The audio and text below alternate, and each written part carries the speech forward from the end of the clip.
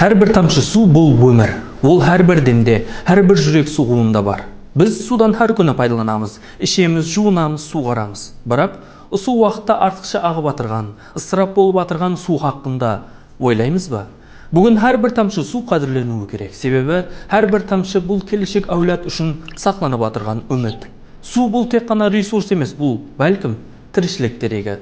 Ол жоқ болса, өмірдің өзі сөнеді. Соның үшін бүгін ауа, тап бүгін біз суды үнемлеуді баслауымыз керек. Кранды абайсызда ашық қалдырмайық. Атызларда тамшылап суғаруды жолға қояйық. Президенттерімізге судың қадірі хақында айтып берейік. Әрбіріміздің кіші ітібарымыз үлкен өзгерістерге, дәстепке қадем болып есептелінеді. Bir тамшы су, бір дем өмір. Bir тамшы су, бір теректің көгеруі.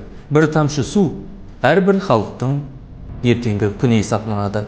Келін, бүгіннен бастап біргелікте суды асырайық. Себебі әрбір тамшы су бұл өмір. Әрбір тамшы біздің келешегіміз.